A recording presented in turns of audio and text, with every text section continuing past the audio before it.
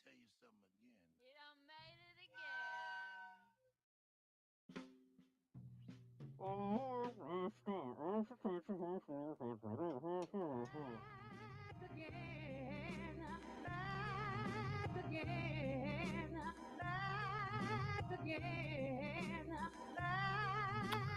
Back again.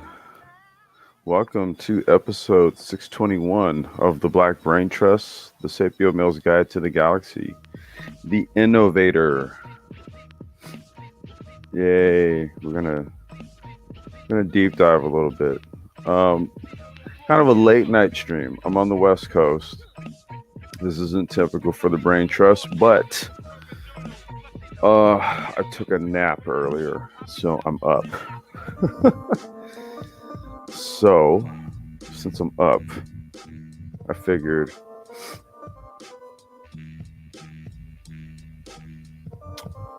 the Zaro says the F is this. This is a live stream. This is a live stream.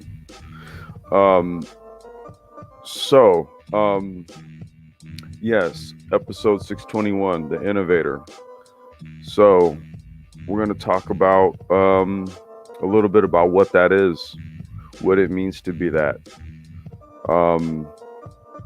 And it'll be one of these live streams when I do these. I preface them with like some reading material. So in this case, it's going to be some quotes about innovation, being an innovator. If you look in the description, pardon me. If you look in the description, there's a definition for the word innovation. Okay. And in short, it's pretty straightforward and basic. The action or process of innovating, or I think what's more applicable in this conversation is a method, a new method, idea, product, etc. So if you're an innovator or you're one who thinks about new methods, new ideas, right, new solutions, a new version of something that you see, you look at something, you go, huh, you know, that car would have been better if they would have did XYZ. I see what they did there, but you know what they could have did, and then you go and do it. That's an innovator. So that mindset and the type of person who goes and sets forth to innovate things is not commonplace. That's not your average person.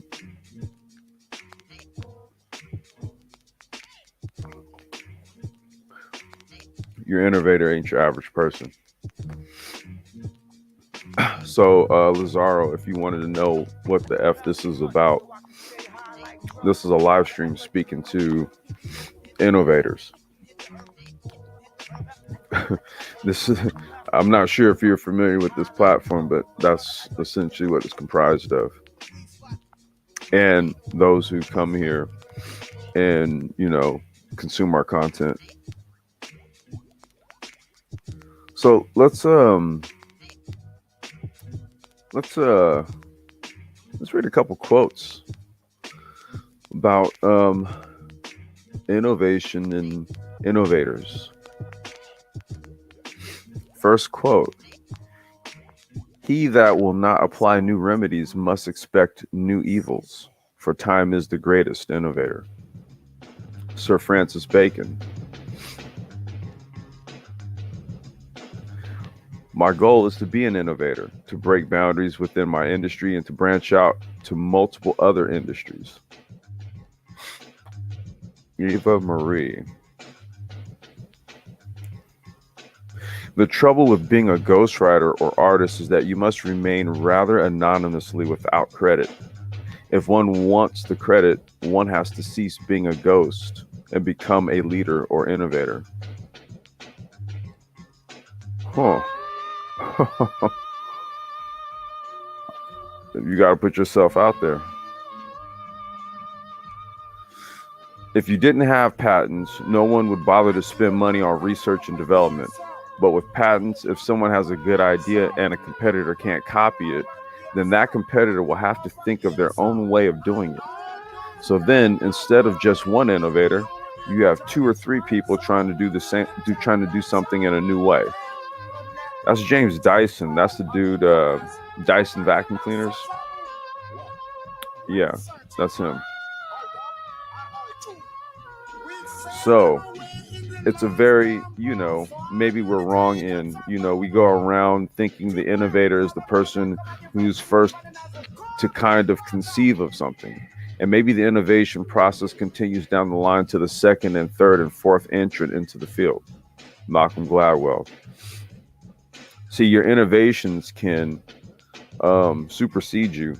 You can lay the groundwork for something, and it could be 2 or 3 people down the line before that innovation actually hits, but you were the spark.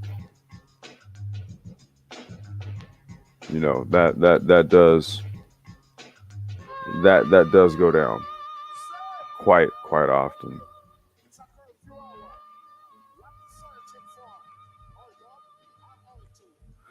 Very few charter schools are being created in some of the best school districts in the state.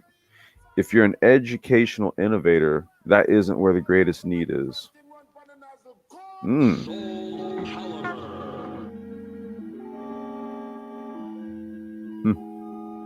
I'm not a pirate. I'm an innovator. Kim.com. If y'all don't know, Kim.com, that was the dude who started what was that torrent site? And he was, in a sense, when it came to like information distribution, setting up an infrastructure where you have a cluster where people have instant access to data. People call him a pirate. He wasn't pirating anything. He just set up the infrastructure. People used it to pirate. My father was a great innovator in public life, but when it came to raising his daughters, no one could have been more conservative. Now, that paints an innovator in an interesting light, right? You usually think of some frizzy-haired mad scientist guy with just a completely disorganized shop. I may be guilty of that just a little bit. Don't put me totally in that category. But you also have people who are just kind of like your average everyday people when you would observe them on the street. But the things that they do, that when you're not around, might have a great impact on your life. And I'm talking for the positive. That was Rose Kennedy who said that, by the way. Her father was Robert Kennedy. The paradox explored in my book, The Innovator's Dilemma, is that successful companies can fail by making the right decisions in the wrong situations. What's being said there is there's times when it does not benefit you to be okay, there's times when you have to take risks, when you have to think outside the box. Okay, those times do not call for you to make the quote unquote right decision because it's the wrong situation to do it. That may be the time where you need to go ahead and do some outside the box stuff. With innovative companies and products like Tencent's WeChat messaging service and novel approaches to artificial intelligence and various business models, China rapidly is becoming an innovator in its own right.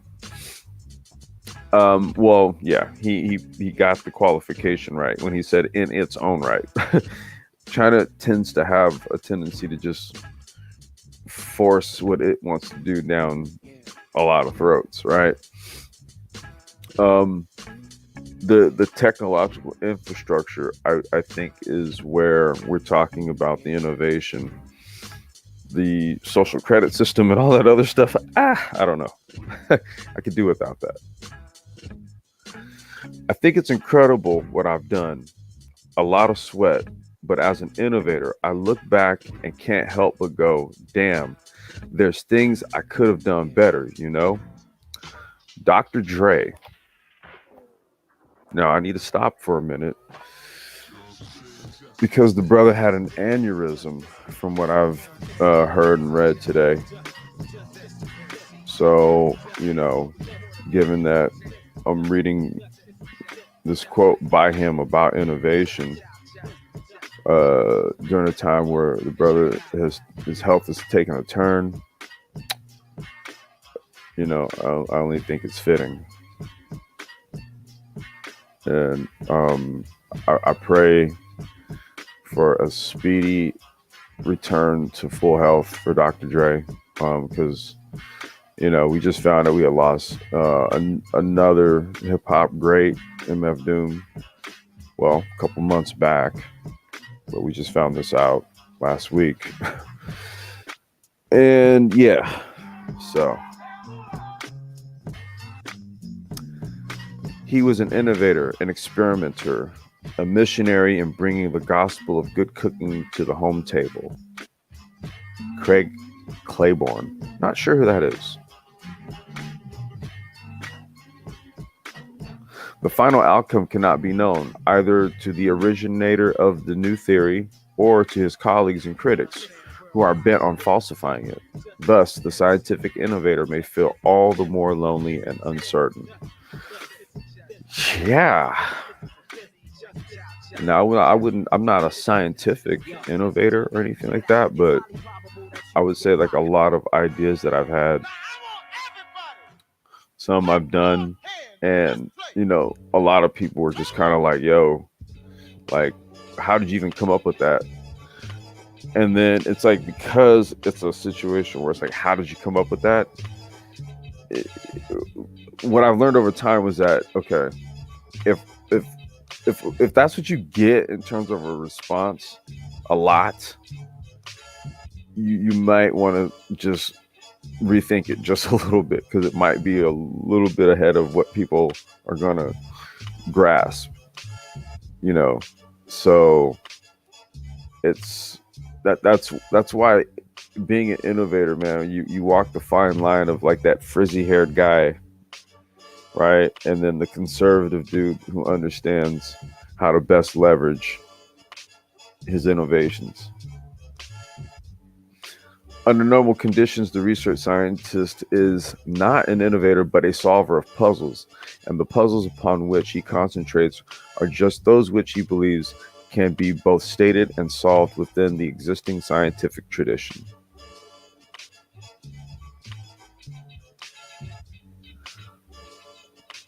I believe that life-saving essential drugs should be freely available, and the innovator should be paid a suitable royalty payment for his innovation. Okay. The American economy has always been the innovator in the world, and we're starting to see some tremendous increases in innovation, especially in the clean energy sector. That's Tim Kaine. That was the dude who was Hillary's running mate back in 2016. It's very hard to be an innovator at the highest level in any discipline. For some chefs, it's merely about combining ingredients, but that's something you can do with your eyes closed.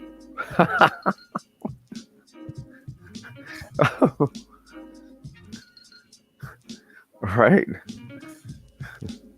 I mean, people think that that's what cooking merely is, right? Like, well, what do you use? And they just think you just 15 minutes, it's done. And it's like, no, man, there's like something else going on there. There's a way, a method. There's like the sequence in which you're putting the stuff in. There's when you're putting it in.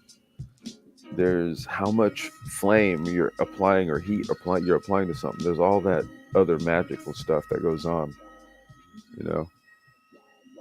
It's an art. I'm a traditionalist and an innovator. Most of what I do is to weigh change and legislate to the best of my ability on what should change and what should not. Do I have a respect for tradition? Of course I do. Do I have a blind belief in it? No. Judith Martin. You know, I've been reading quotes for a few minutes. Let me. I don't even know if anybody's in the chat. Let me see. Hold on. Let's see here. Earl Owens, peace. Woman of the past, peace. Hey, welcome. How you doing? Paul, welcome. D. Smitty, welcome, brother. Highly commendable words.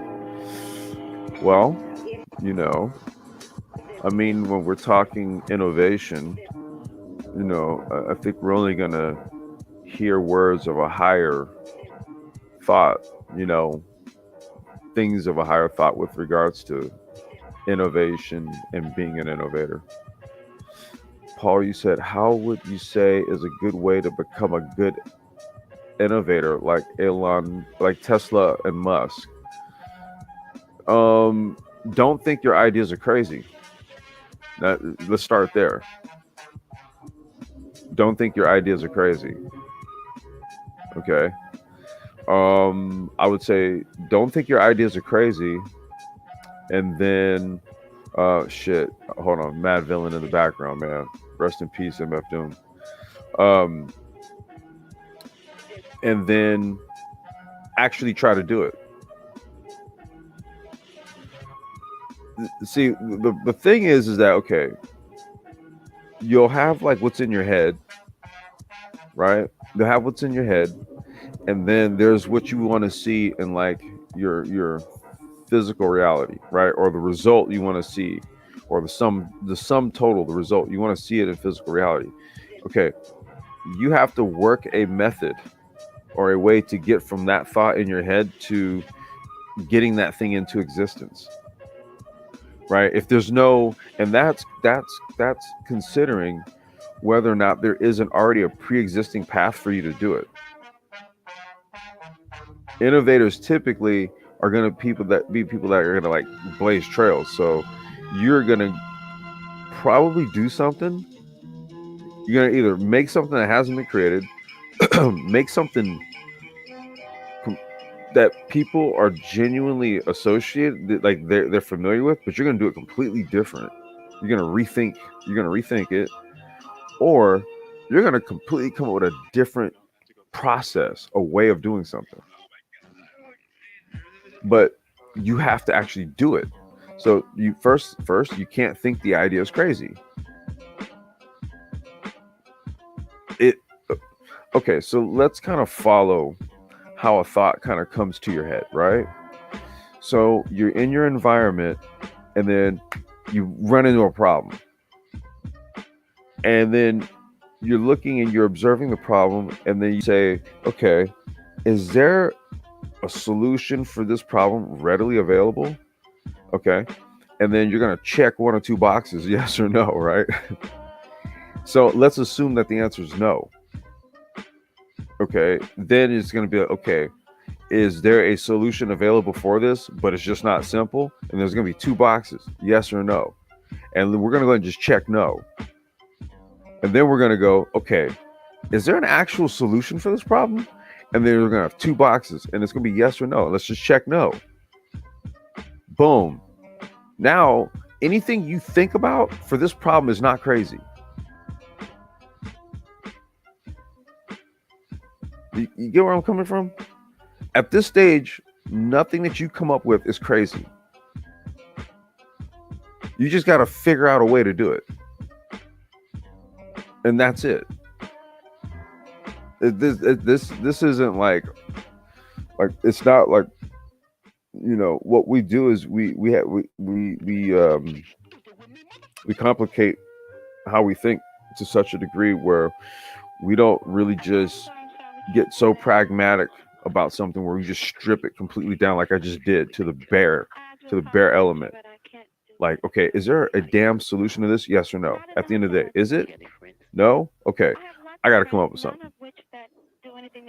Because since there's no known solution available for this, that means that I have to take from certain things and then come up with something. Or just create something, okay, or just go deeper into your head and then create something out of that. Like, yo, I just came up with this whole entire algorithm.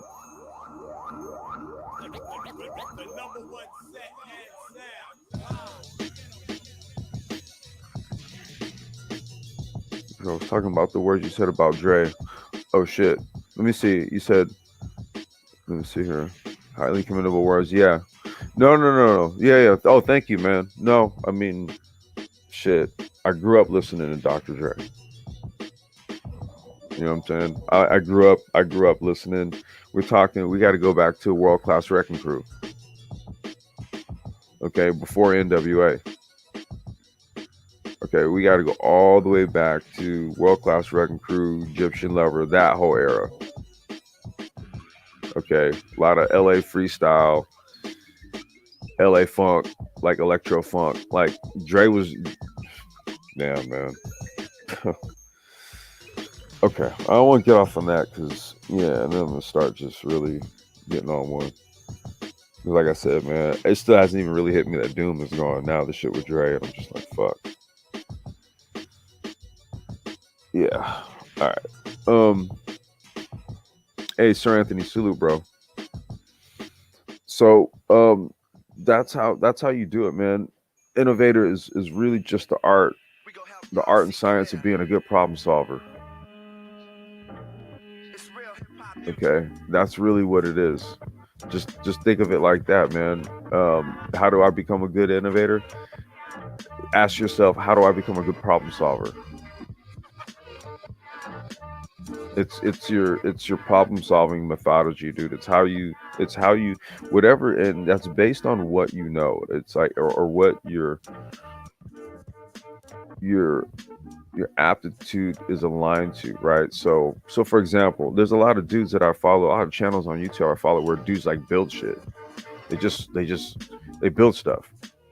And so these dudes have engineering backgrounds, right? They took mechanical engineering or something like electrical engineering, whatever, in college. May or may not have finished, right? They may or may not have finished college, but what they did was they took what they learned and they took their understanding of tools, how to work with tools, and with their understanding of how to work with tools and their understanding of mechanical engineering, they just create shit. They just create. Okay, give me a second. My phone is tripping big time, man. I need a new one. It's not. Okay, are you gonna charge or what? I've probably dropped it too many times.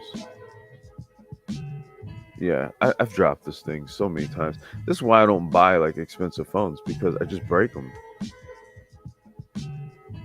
I break phones and then like headphones too. I suck with all this stuff. All right.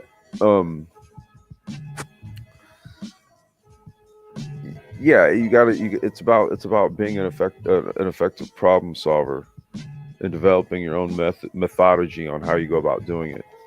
So I watch these dudes and they just have a method on how they go about looking at something. They can look at an empty space. Let's say they want to make like a go-kart or something.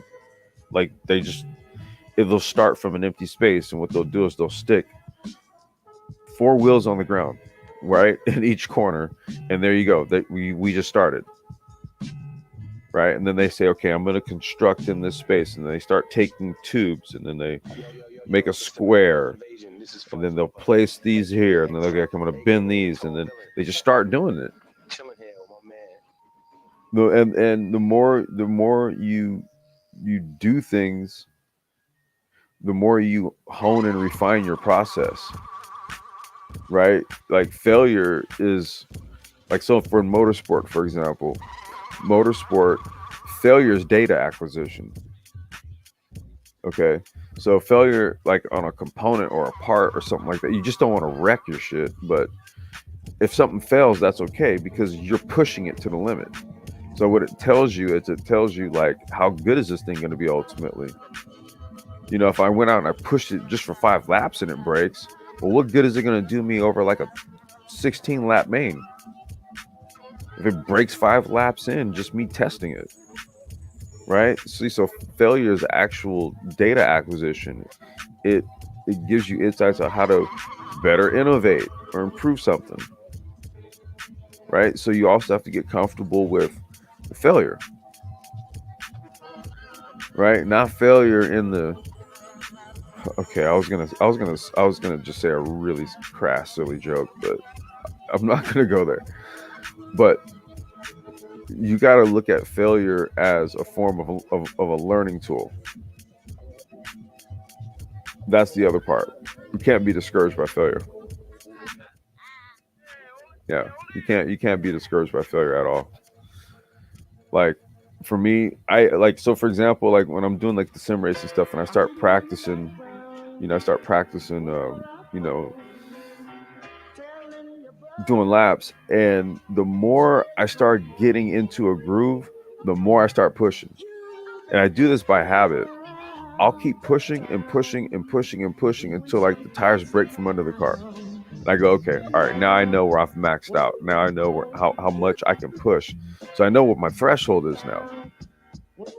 I do the same thing when I coach kids in karting. I got to get them over their fear of speed, right? So there's a method on where I take cones and I'll set it up and I'll say, okay, you're going to start your braking point here. And then as they do laps, I'll start moving the cone back. Or you're going to brake here. Now you're going to brake here. And so what happens is I start testing their fear of speed, because I'm telling them, you're going to keep your speed going until you get to this point. Then I want you to brake. And so what they're finding is they're coming into the turn faster. And they're like, holy shit. And I'm like, it's okay. But, I got to get you comfortable with coming in here to the point where the cart might get from under you. But once you get to that point, now you know how it's going to feel coming in here. Then you're going to get comfortable with that feeling. Once you become comfortable with that feeling, then you're fine coming in that fast. So there's a methodology to this, and you have to, part of being an innovator is you have to kind of be fearless. I think you may fear yourself. That's my, sometimes, well, we're not going to go there. You have to, working through that process, it removes fear also. It removes apprehension. It removes doubt. The more you do something, the more you try different things, the more you get results, the more you know whether something's going to work or not. It's all knowledge. Sir Anthony said it's after midnight. No need to hold back. I mean, I just want to make sure I stay on what I was trying to talk about. But I think what I find is that a lot of people, especially like, so let's say like on like YouTube, like you already know what goes on around these areas. So it's a lot. You'll hear a lot of dudes, a lot of hyping up, a lot of talking. You'll hear dudes like, you N-words need to do this, and you N-words, and then it's like you N-words and what you're not doing, and da da da da da da da, right?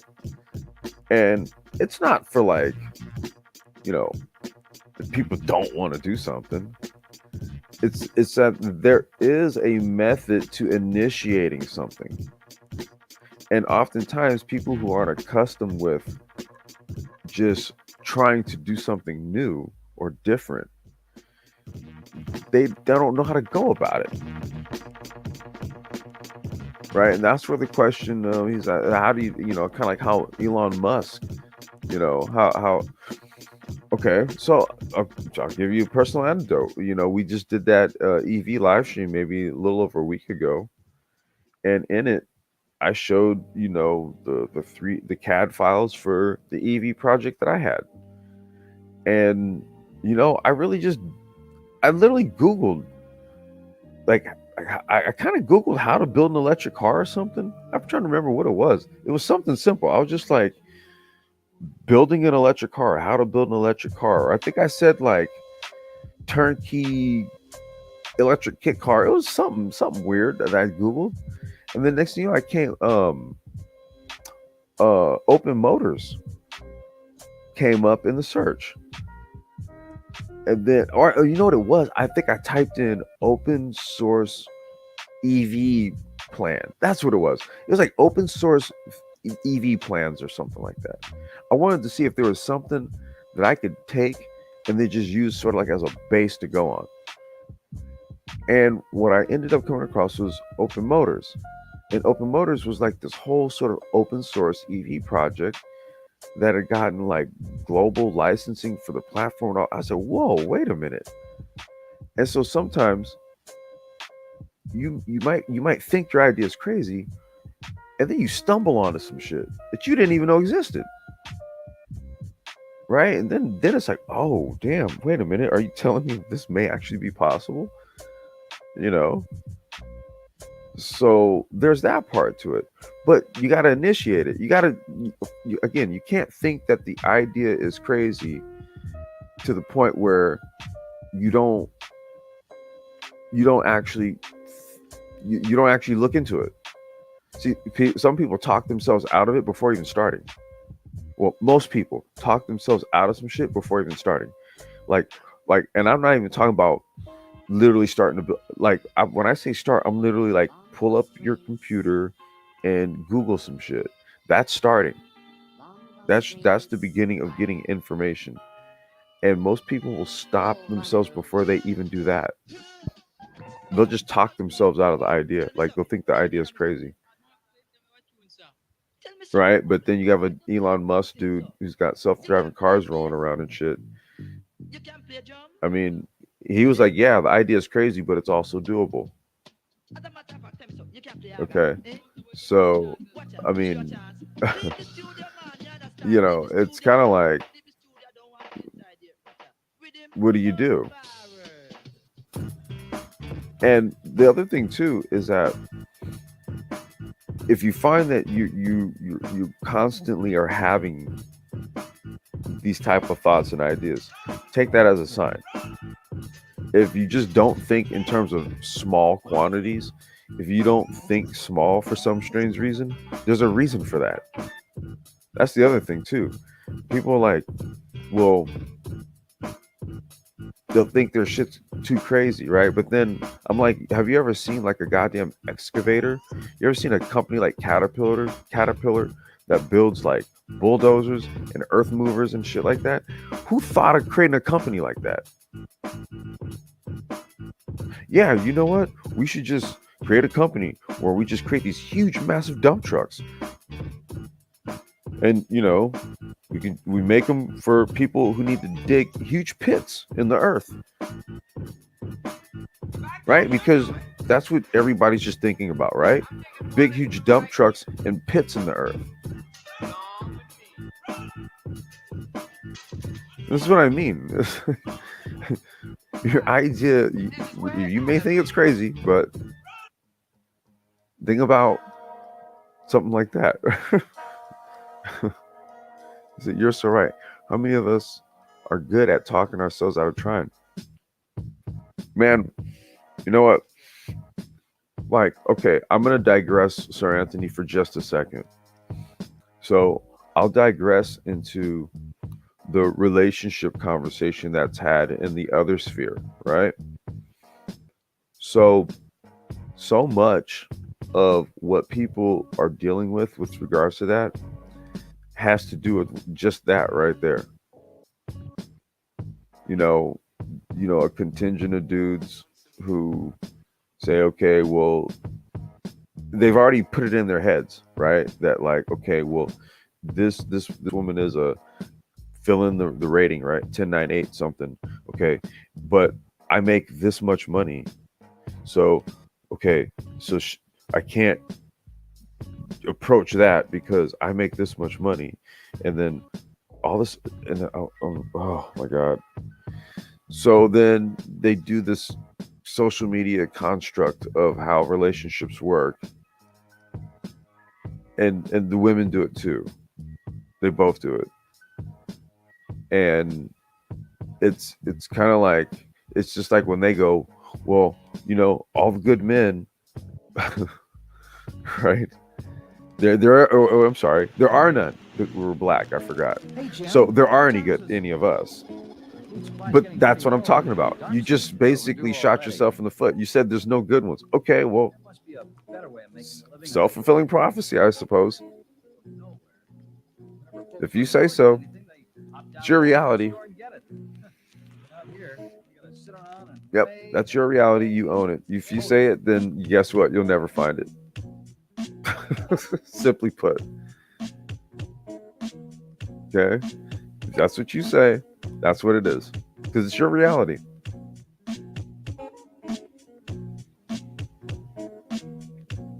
Now, I'm going to jump back over into the innovations part of the conversation.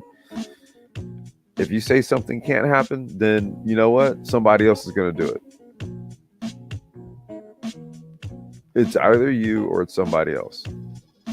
If the idea is burning in your head that damn bad, do it. Because then somebody else is going to do it, and you're going to be like, oh, I had that idea. And you're going to be kicking yourself.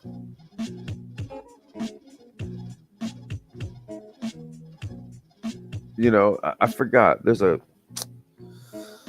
I don't recall what the concept is, but it's the notion that, like, okay, if you have an idea, right? If you have an idea,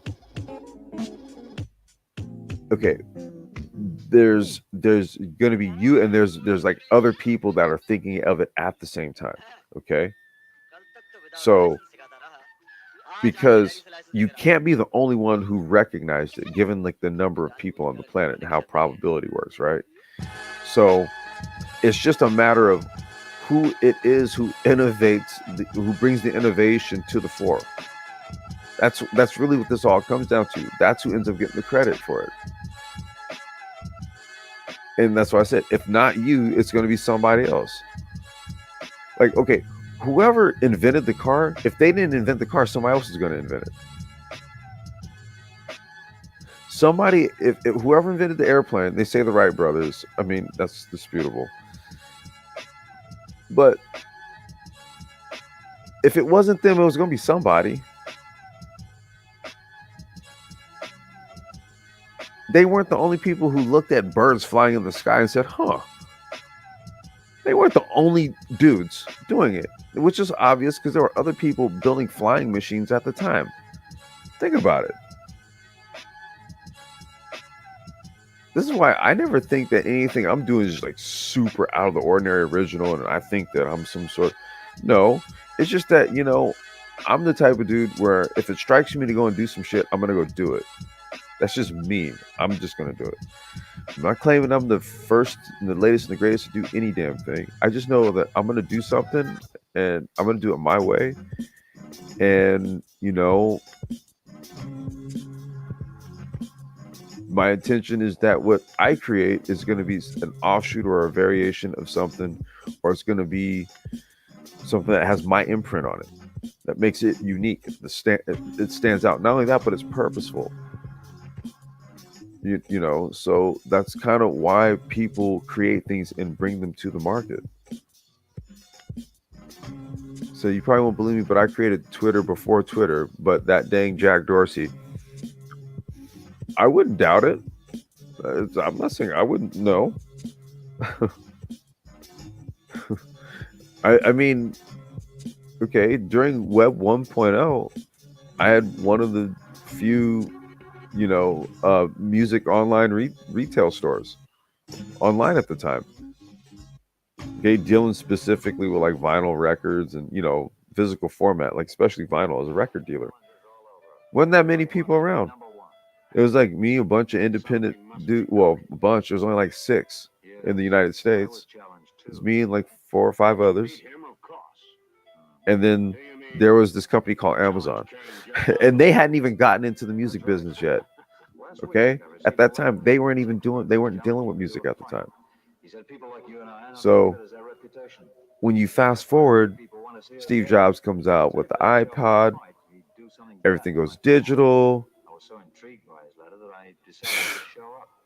There's a lot of things that, man, you know, when you really think back, you know, you're hitting on some stuff, and then you look forward and you're like, damn, you know, if I could have did something with that. Also, rants don't count. Yeah, Amazon, right? Who are they? What? That what? The jungle? Amazon? You mean really tall women? That Amazon? Um, yeah, yeah.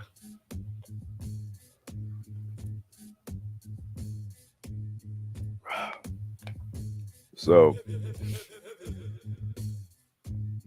yeah, innovation is heavy, heavy, heavy. Um,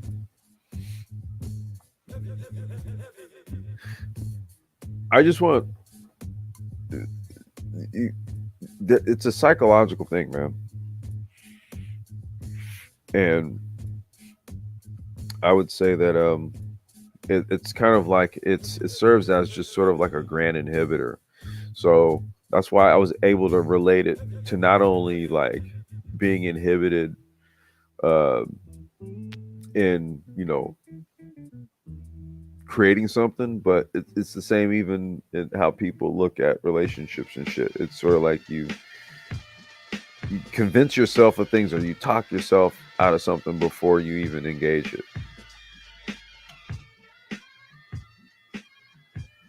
Okay, so you know if you're gonna say, "Oh, that idea is too crazy," okay, somebody else doesn't think so, so they'll do it. Um, oh, she's too pretty. She won't like me. Okay. Then you see her with some dude, and you're like, damn, he's uglier than I am. Okay, well, you convinced yourself of that.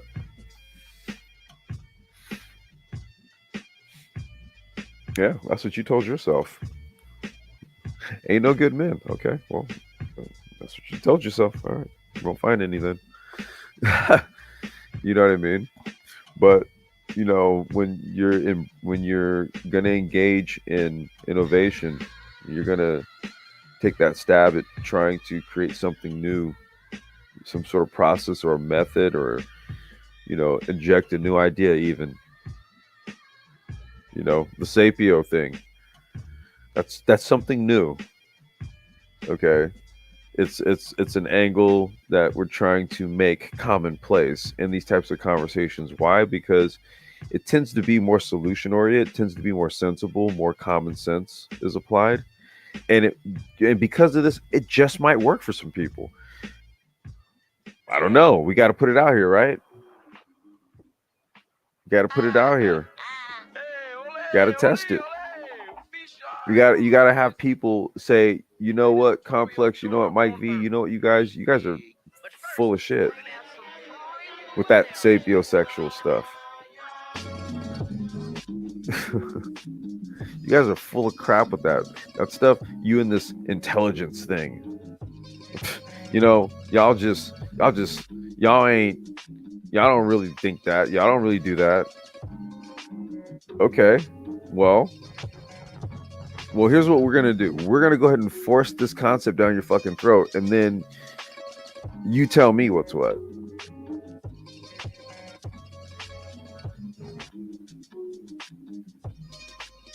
That's the whole. I mean, you can say we're trying to innovate the conversation. Let's contextualize it. Why the hell not?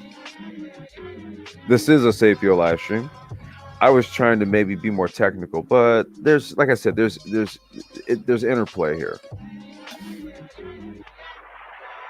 But I mean, even taking this position with regards to dating and mating and relationships, this is a form of innovation. It's different. It's new. It's not something typically talked about, typically considered, typically pondered on both sides.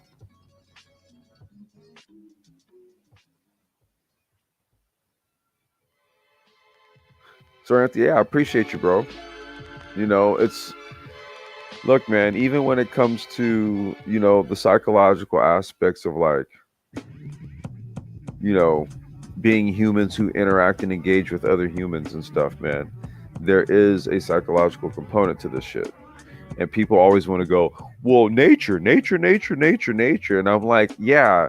And you are free will wielding human being.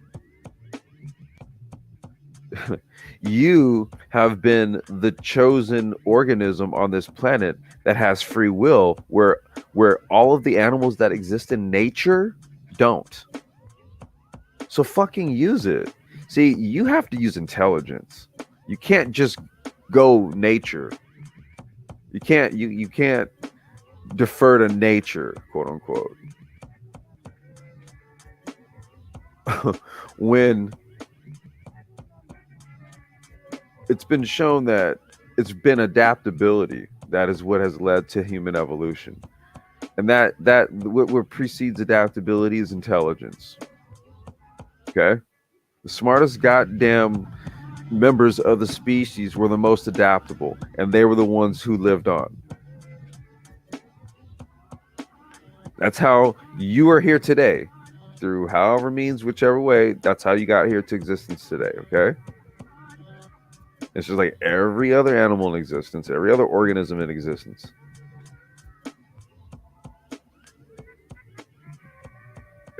Oh, Black Caesar. Oh, yeah, y'all following through. See, this is what happens, man. I go for like 45 minutes, and y'all just start dropping through after I done already just about spit out everything in my head. Wait.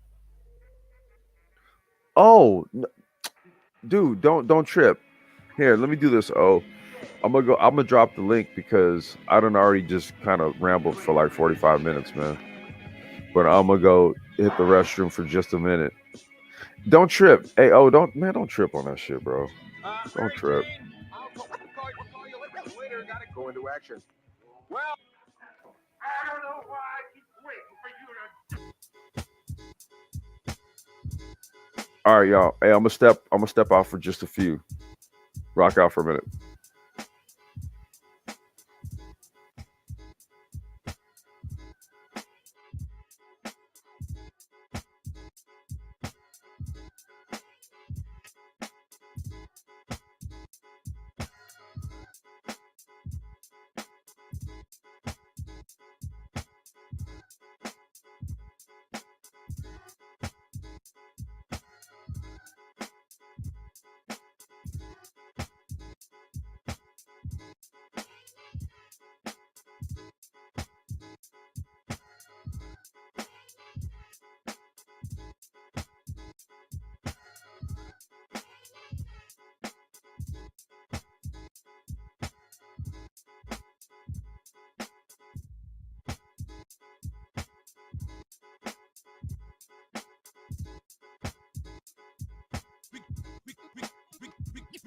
We gonna do it for the ghetto and the families too. But funny style niggas never down with me. Fatality. Fatality.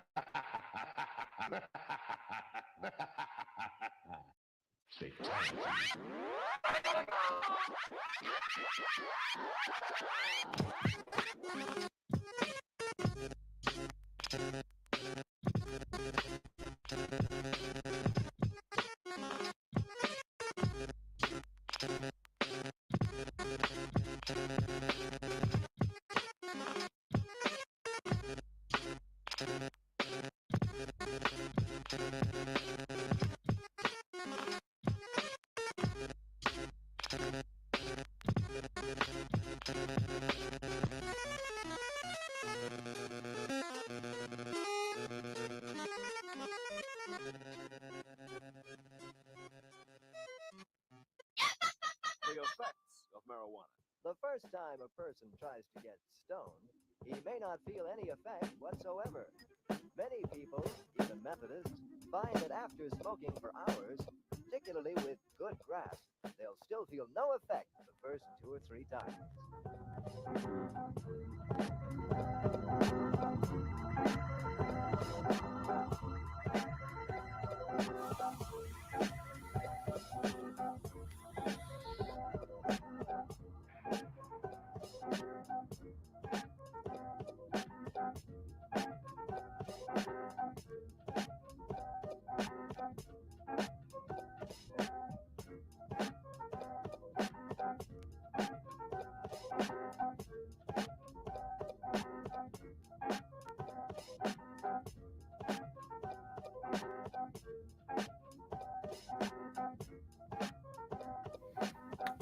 I'm back.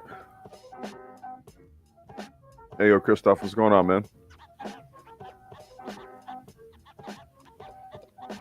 Okay, he's muted. Hey, I'm good. Thanks for asking. How are you? Good, man. What's going on, bro?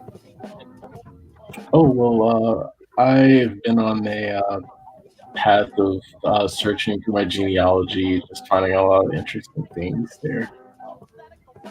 Oh, you said you were doing like some genealogy searching? Yeah, just tracing back the roots, like multiple generations. Oh, okay.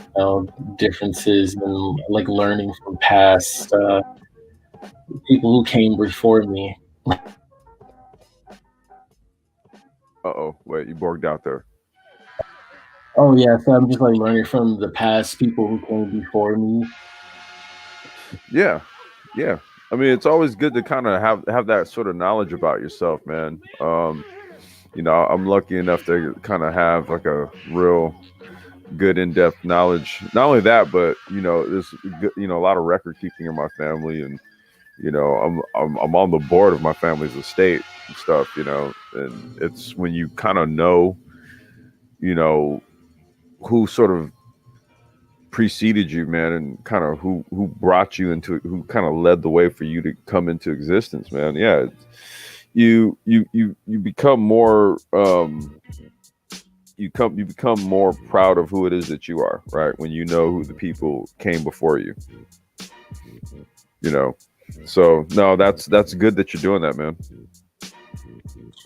Yeah, well, I already had some knowledge of some things, and I definitely already have kind of, you know, a good feel for, like, at least going back to like the late 1800s. But I was able to like dig a little deeper, and you know, it definitely makes a difference. It's so interesting, like looking at census records from the like 1800s and things like that. So, well, like early 1900s at least is what I've been looking at. Yeah, when you can go back like past 100 years, man, go like into the 19th century, that's when you're just like, whoa, dude, this is crazy. Especially if you got pictures. You know, especially if you got pictures. But what do you think about the topic of the being an innovator?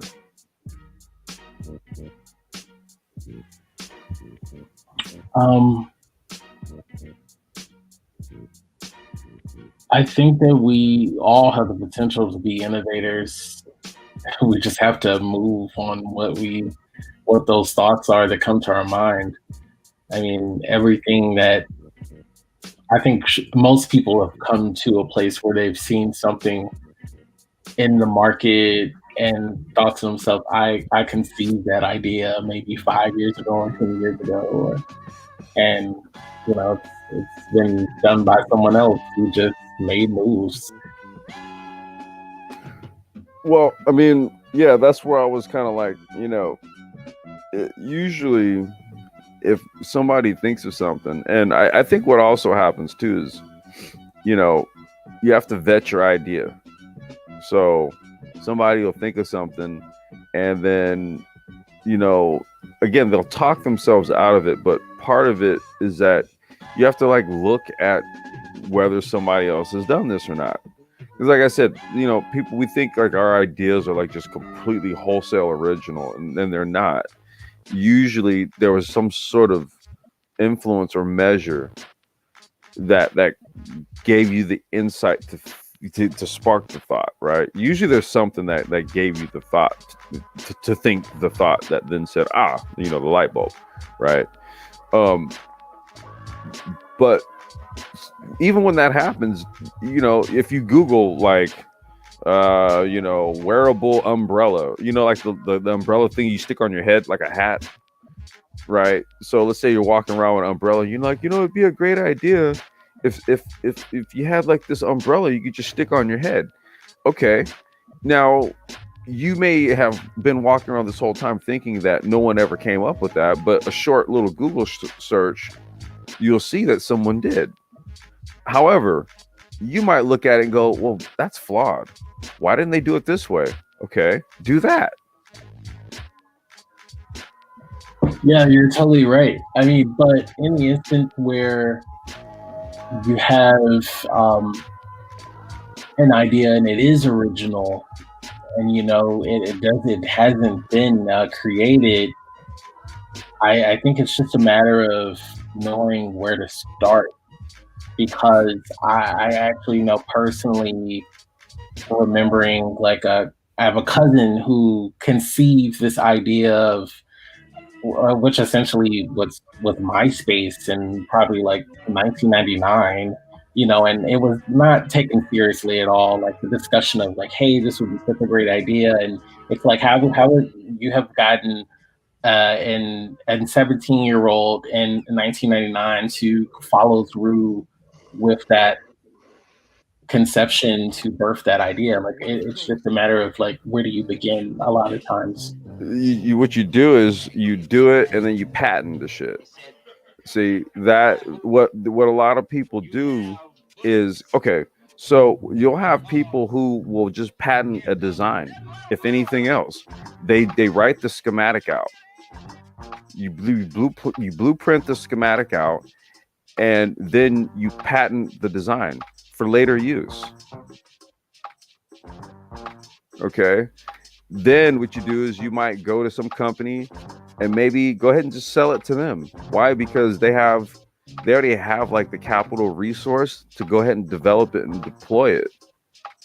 And so what you might do, because that's what people do, they'll write an application, just sell it, license it. Like there's so many ways to really think about doing something or creating something and how to leverage it, that we'll let these types of questions hinder us, right? Or or like I think as Sir Anthony was saying, like he had created essentially a Twitter,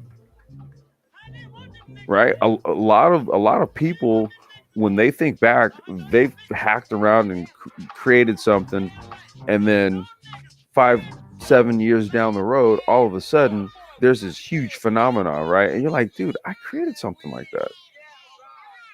And and at the time, no one could conceptualize like, why would I need something like that, right?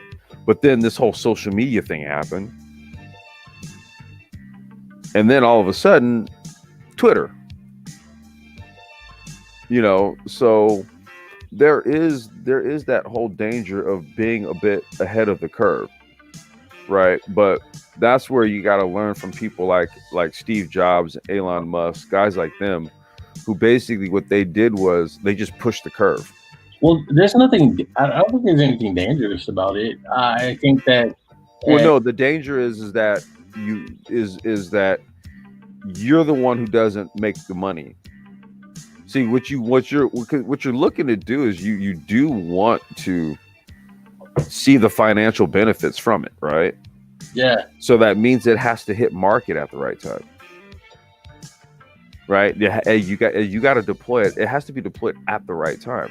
Yeah. You can't create it. Yeah, you can't create a Twitter, and like I said, social media as you know it, right? Which Twitter is basically a social media platform itself. Okay, if social media in and of itself doesn't really even exist to such the extent where something like a Twitter will be in common use, i.e.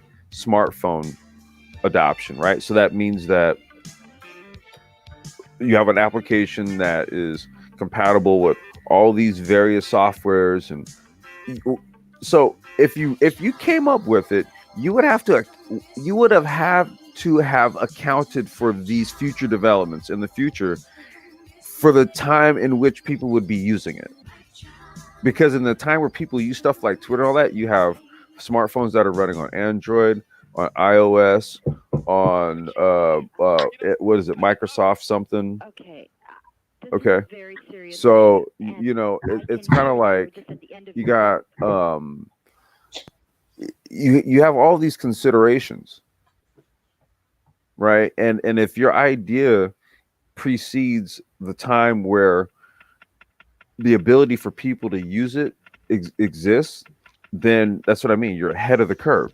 And so that's where you patent your ideas and you hold it, right? You patent the ideas and then you hold on to them. and then you deploy them for later use. Or what you might do is you might start to roll out like whatchamacallit.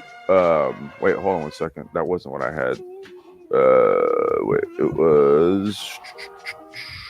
was this one right here. Man, nobody can. So yeah, you have to hit market at the right time. Or what you have to do is you have to be a market driver, which is what Tesla is. There was no EV market pre-existing, right? So he became it, right? He became it. And so what he now has to do is always push the market to prevent competitors from competing with him. Got it. Yeah, that's what I mean. It's a mental thing. It's purely mental. It's nothing physical, dude. It's purely mental.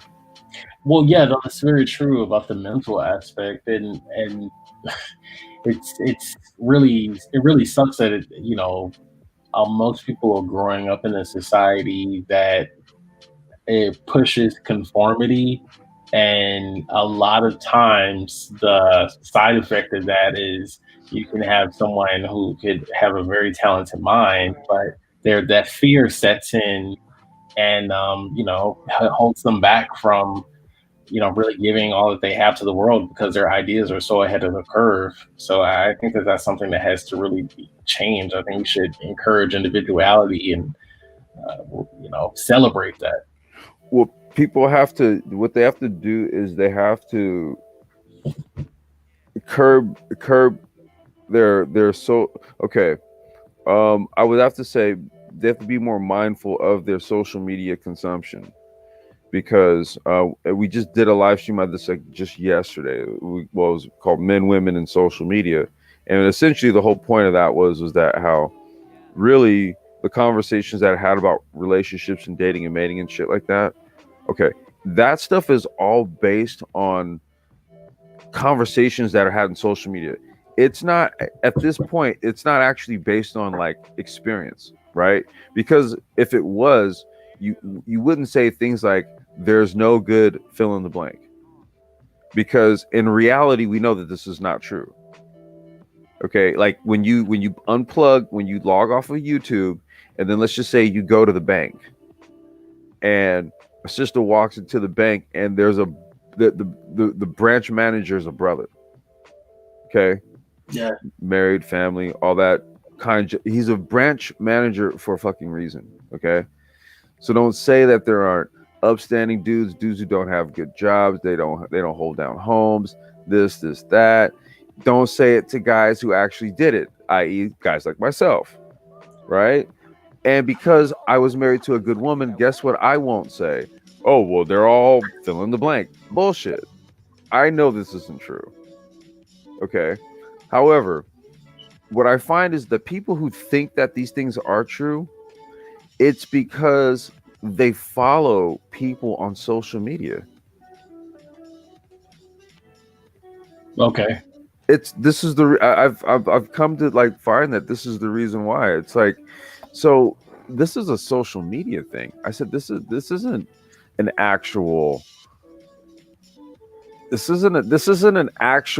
like, it's okay. So it's the whole axiom, life imitating art or art imitating life. But in this instance, you have to take out art, put social media in. Okay, which is which? Is life imitating what's going on social media, or is social media driving what people are doing out in life in the real world? Which one is it? No, social media definitely does have an impact on, I feel like, a certain segment of people, but it's really, you could easily disconnect and unplug from social media, or really realize that a lot of those discussions that are happening, the average person isn't aware of, if they're not in that zone as well. People are not going to unplug from social media. But it makes a difference because it's a different medium of media, right? Like television, film, radio, news. It's like it is a form of media, and the conversations that happen in that form of media do actually make it there. It's important to have the way that people are represented in that space. So that is something to be aware of as far as like the representation of people in social media. Well, but they represent themselves with like, snazzy names and avatars like complex design, right? Yeah. But if you I look, if you go to my channel and actually dig through the video, like you'll see like my face and whatever, and then there's other channels where I'm doing like what I do in the motorsport thing, like with the karting and stuff, right? Actually, I'll be at the track this weekend filming some content, right? So Oh, nice. it's like that stuff is whatever. Complex Design is actually the name it was the name of my EV company, right? So this isn't an alter ego of mine. This was actually the name of my EV company. Okay. So, I mean, it's really kind of like I can disclose that. Right. And what that does is that removes a layer or an air of mystery about me. Because now oh, okay. So when he was doing the EV thing, that's what his company was called. That's it. That's the logo. That was it right there. Okay. Now, with that being said, now that you know this, you know that really the position that I speak from and how I'm speaking and the things that I talk about are more true and honest to who I am as Ulysses, which is my name. Okay. I have no problem saying this. Okay. So know that everything that you hear me, quote unquote, Complex Design say, okay, that's actually Ulysses saying it. Complex Design is just the name of his EV company. But you are Complex Design. Well, that's the name of my EV company. My name is represent Complex Design. Well, I'm just saying it's anonymous. Well, I know, but the thing is, but for clarity's sake, that's the whole thing. That is actually an EV company. See, so now that I say these things, people should rewire their mind to go, oh, okay. So yeah, that's complex. Yeah, but you know where this comes from. It's not some avatar thing it's not some mysterious alter ego that I have. That's not what this is. That's my whole point, because some people have kind of taken it as that. I'm like, dude, that was the name of my EV company. And then as soon as I show them my Facebook page for the company, they see all like the automotive sketches and all this shit, and it's like, oh, so light bulb. Why not present yourself as Ulysses and promote your company, Complex Design? Well, because the company's not Complex Design anymore. And this is like, dude, like I've had like that's been my YouTube thing on the channel for like I don't know how many years, and that's just kind of what it became. I don't do anything as far as EV related under this anymore, because I have a different company now with a partner, and so we do all of our projects and everything under our Pacific Rides company. So that's what I mean. This just ended up being a damn name at the end of the day, but it came from my EV company. But I don't walk around calling myself this. Okay. that's kind of my whole point. The whole thing, the reason why I reference it is because when you bring up social media, that's largely what people do. They are representing an avatar. Okay. They're embellishing in an air of anonymity. Well, yeah, that's the point. That's actually not the point, because this is what the problem is, right? Because now if we're saying that this is what we're doing, then how real are we being? Or if we're saying that our new reality is living through social media avatars, that's nothing new, right? Like, well, no, this is relatively new, because social media. I'm 43. There was a time when the internet didn't exist. Okay. I'm aware of that, but we also had other forms of this. Well, what I'm saying is, if I go back to like the 80s and the 90s, right? There really wasn't a way to do it like this. Like, what you had to do was you had to kind of like adopt like a let's just say you were emo, for example. So you dress all mod and shit. Okay, you actually you were it in real life. there was no like, okay, I'm a regular Joe in real world, but then when I log on to YouTube, I'm this super red pill MF. Okay, you couldn't get that shit off back in the day because there wasn't a way for you to pretend to be one thing in one venue and then turn around and be something else. Like you didn't have this. You dealt with people face to face, or you had your phone call. Yeah, I was going to say, like, there were like phone chat lines that existed, and personal ads that existed in the paper where people could But find not community. your average person didn't do that back then. Everybody has a social media account today. And everybody wasn't on, dude. Okay, what we did for shits and giggles? We used to go to Radio Shack. They used to have these phone dialers that they used for people that were hearing impaired. If you take the phone dialer, you take the thing apart, and you just clip a couple wires and you resolder this thing over here, and you put it back. What you can do is you can push the button, and it would basically trigger the tone that, like, if you put a quarter into a payphone back in the day, it creates a tone. Like you would hear it, and it would make this series of sounds, which would trigger the phone to say that a quarter went through it. Or what you could do is you could take the receiver, take this phone dialer, stick it into the receiver, and hit this button, and it would trigger the same noise, and it would tell the phone that you stuck a quarter in it. So what we would do for shits and giggles is that we would go to a Denny's where there'd be like a rack of like payphones, and then we get like one of those like nudie mags that had like 976 sex numbers and shit, and we would just pass the phone dialer like to each other and put like $3-4 of credits into the phone, and just have chicks talk dirty to us. Okay, that was a rudimentary version of that shit. But what I'm saying is, as somebody who engaged in that kind of shit, I could tell you the distinct differences between doing shit like that and what goes on today. What goes on today, dude, is something I never even imagined. 10 years ago, I wouldn't have imagined it. When I was married,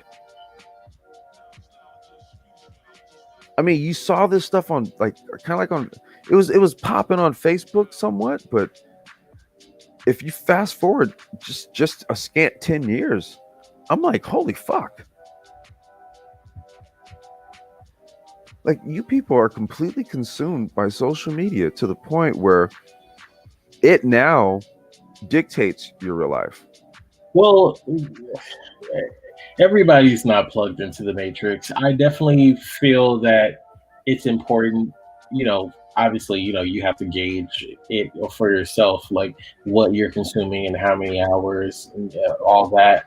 Because what I find is that there are a lot of people who would stray away from what is considered to be trash television, right? But they will consume hours of social media, even though the way it's curated it's not necessary. It's not being censored by anyone, the FCC or anyone like that. It's like sometimes the content that you're seeing is crap that's created by a 12-year-old kid, right? Like it's just crazy the things that are placed in front of you that you are exposed to that you would never normally see if it was just left up to being based upon who you know in your day-to-day inner circles. Yeah, there's really no control over where the content comes from, and you don't know how much of it is actually intentional, right? You don't know who's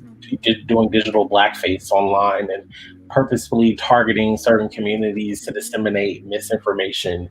It's really tricky. Right. Well, so how serious should you actually take it? I don't think you should. I try not to let it really be a source for anything. Like, you cannot let it replace actual news. Like, but it has successfully done that, right? So it's a bit of a catch-22. That's why I'm like, okay. So what you've confirmed for me is that basically people are programmed by social media, which we've also confirmed is full of oftentimes people with funny usernames and avatars. But what doesn't make, you know what? See, this is the dangerous part, I feel, of removing so much of the anonymity that existed earlier in the internet. I feel like when it first launched, people can reference back to think about how serious they would have taken things they would have found in AOL Messenger, Yahoo chats, and even Black Planet or College Club, or So it's like now I feel like because of the rise of Facebook, of course, adopting that model where they want to have people authentically themselves, and it blurs the line when you start to get into companies like actually investing and backing behind these social media sites and creating official verified pages along with public figures and politicians, and so it can become kind of skewed where I think people start to like, oh, well, this is a reputable source of information because everyone's here and people are vouching for it. And a lot of times those companies were hesitant to put their foot in the ring because they didn't, but once they saw the way things changed, they eventually had to. But it's still not, it should not be your number one go-to place for information.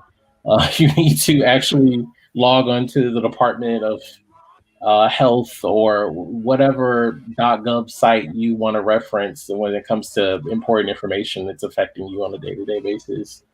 Well, the information that you're talking about that affects people on a day-to-day basis oftentimes has to do with how they're relating with other humans, right? So they're going to get that information from conversations from people talking about relationships and not from the Department of Health. But people talking about relationships versus actually living life and having relationships. Well, I know. And what we've already illustrated here is that what's happening here is that it's social media that's driving the conversation about relationships and not people actually engaging in said relationships, having the conversation about it. That's my whole point. Yeah. Because, and the reason why I say that is because as someone who was engaged in a loving relationship, okay, do you think I get up here and say the type of things that are said by people who are driven by the social media narrative? I do the complete opposite. We do a sapiosexual live streams. We do things based on what actually works.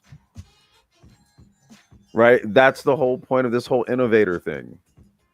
Right? You kind of have to go on what you know, right? And do what's right. And you have to, if a solution is not commonplace, you have to make it commonplace.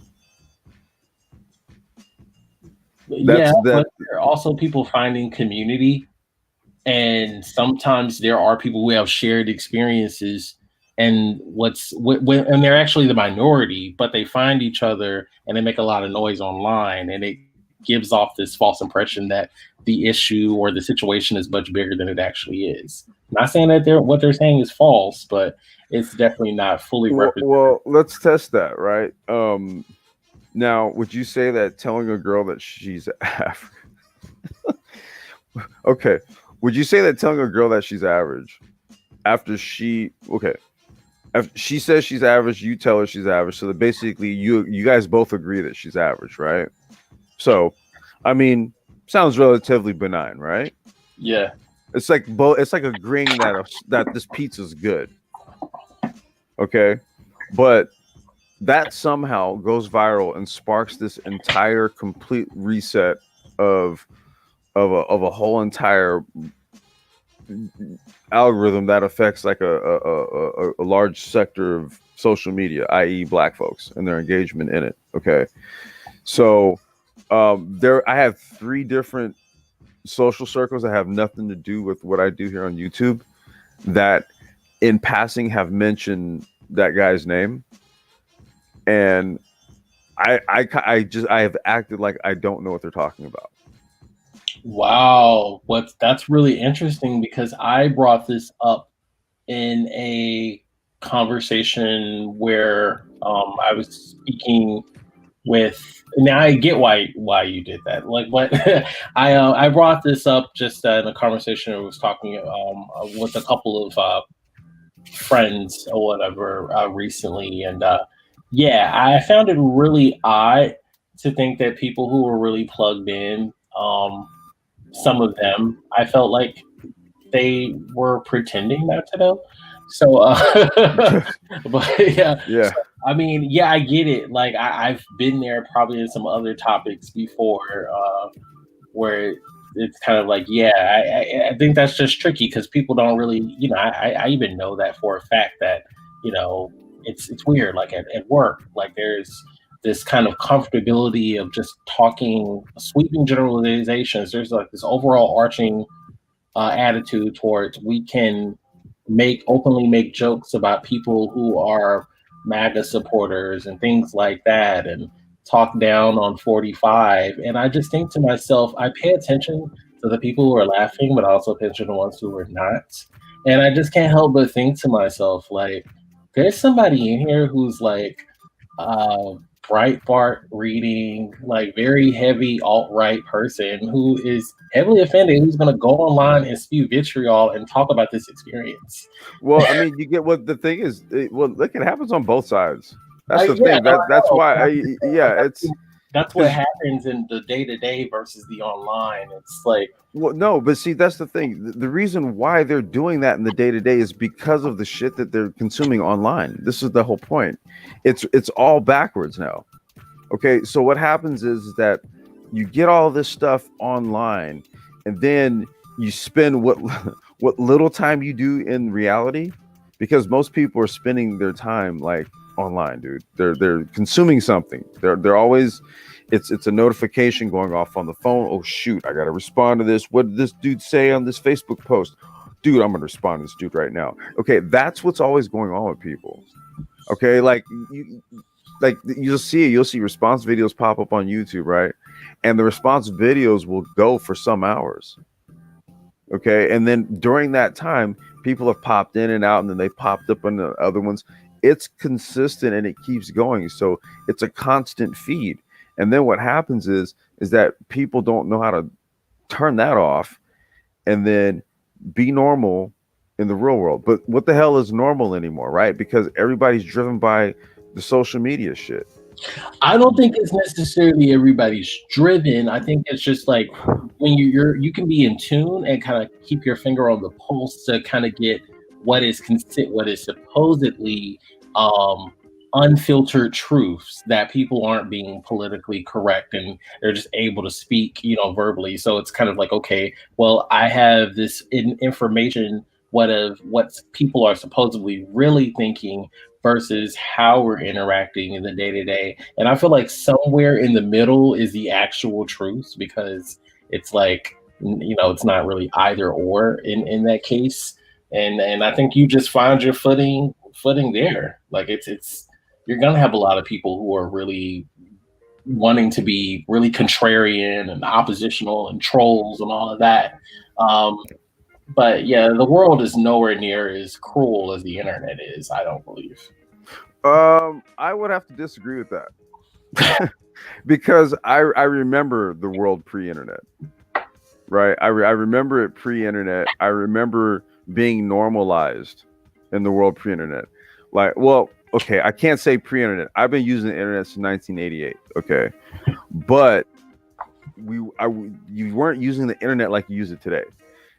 How you used it back then was, I come home from school, and let's just say I wanted to go on to the whatchamacallit. There was like, I had access to like an encyclopedia online, right? Through America Online. So when I started using like America Online first, I would sign on to America Online, and then I would pull stuff for like school. So, but when you back then, it costs money, like per minute or some shit. So you dialed in, then you used it for what you needed to use it for, and you got the hell off. Okay, that's how it worked back then. So we didn't sit around in the house on a computer. We were playing basketball. We were skating, or we was like walking around the neighborhood with girls and shit. That's what we were doing. That was being socialized. Like it had nothing to do with anything, any sort of device or anything digital or a screen. Yeah, that was the same way for me. I mean, I graduated from high school like or mid 2000s. So I distinctly remember the difference of like, people used social media sites, but really it just came, the smartphone is really what took things to another level because it's always in our hands versus sitting at a computer. So that's where things change because you can bring online rhetoric. It brings it right where you are, no matter where you are, sitting on the train, in a barber shop. Like it just can instantly influence the discussions of where you are, and you can bring these topics up. But a lot of times, quite frankly, when you do, most people have no idea what you're talking about, Well, I mean, and yeah. you're the one bringing the information to them. Well, I don't. Maybe I'm we kind should of. be more careful about what we share in certain topics. Like, you know what? I'm not even gonna bring that, negativity into the room. Like, how about I talk about something else that I found that was of interest that could actually be beneficial? Yeah, well, I mean, I don't bring stuff up off the internet like just in conversation with random people. Like, like I said, I grew up doing things a little bit different where it's like I said, what I'm talking about, like just out in the open, for example. So for example, I was talking to the team boss today about the track day this weekend. Okay, we didn't talk about internet. We don't talk about shit on the internet. We talk about like what we're doing with the karting and drivers I got coming out, and we were talking about how we chopped up. We basically chopped the chassis in half of a competitor, and come to find they're using Chinese tubing, and we were talking this stuff. And that's what I mean. Like there's there's a life that you can engage in that has zero to do with anything that has anything to do with social media, right? And I think people need How do you know this person? How do I know them? Yes. Karting. Okay. Yeah. Oh, wait, hold on one second. Wait a minute. With Jackie, she said, wait a minute. I'm at work, and I started this at the beginning. I hear the deep inhale. I have to know what color. What color is it? I'm not sure I follow. Is that a female sign? That's the comment. I'm okay. She said I started this at the beginning, so I'm assuming she started the. Maybe she's asking for your race, or did you talk about a woman earlier? I don't know. What color? No, what color is it? I'm not. Can you ask the question again? Yeah, just elaborate. So yeah, I'm trying to. Because I was reading while you were talking. I'm like, okay, I'm really trying to understand. Is this in reference to something I said, or because she said color, and I'm like, okay, I don't even know I was talking about a color. Yeah, I want to. You said you know the person basically in real life. Yeah, no, that's the thing. We run a motorsport team. In real life nowadays, the thing is like a lot of times when people have friends who are in different spaces, other than like catching up or even just like people you work with, it's like the new modern day internet is so easily the new water cooler conversations. We're no longer talking about if you saw Party of Five last night or the Cosby Show. It's like, hey, what are you with this viral video? Like, are you aware of like this topic that's like going around? So that's just generally what happens. It's like what news that happens like with some celeb crap that's like crazy, like, yo, this person got shot and blah blah blah. Did you hear about it? It's like, yeah, whatever. So it's it's a great tool to disseminate information. But yeah, it's like we just have to be careful about how. Yeah, that's where I'm at with it. It's like, okay, I'm careful about my social media consumption. Okay, so it's like if I'm not here doing the brain trust stuff, I'm always like if I'm using YouTube, I'm learning shit, right? I'm learning something, or I'm listening to music while I'm working. If I'm listening to someone else's live stream, it's when I'm working. I'm functioning as I consume, right? And what I am consuming is something that's not detrimental to my brain space. Okay, wait. What color is it? Purple. I hear the deep inhale. I have to know what color is it? Purple. Oh wait, I started at the beginning. I heard a deep inhale. I mean, what color is it? Oh wait, I think she might be talking about some weed or something. I heard a deep inhale. And then what color? Oh, What color is the weed? And then a true two trips said purple. I think that's what they're getting at. That oh, might okay. be. So what color is it? Yeah, what color is the weed? Yeah, No, yeah, I had some. No, this some green, this some greenery. No perps. No perps. Not now anyway. That's like my next. I have to try to get some clones to grow for the new year, and I want to get like some purple strains. So, but no, it was no purple, no purple. Well, look, we're hitting an hour and 30 minutes here. I was gonna just kind of keep it because it's already like damn near 12:30 in the morning here. Did you have any final thoughts on just sort of like the whole innovator topic? I appreciate you for coming on up, man. Oh, sure, no problem. Final thoughts. I really just want to like. I personally like my takeaway from this is really just getting clear on what to do and not letting go of those ideas and following through with them as much as possible. Once you want to do the research to find out like if it's already been done, but when it hasn't, right? Like definitely follow through with it because that's where they all start. It's an idea. All right, man. Yeah, appreciate you, man. I would have to just say,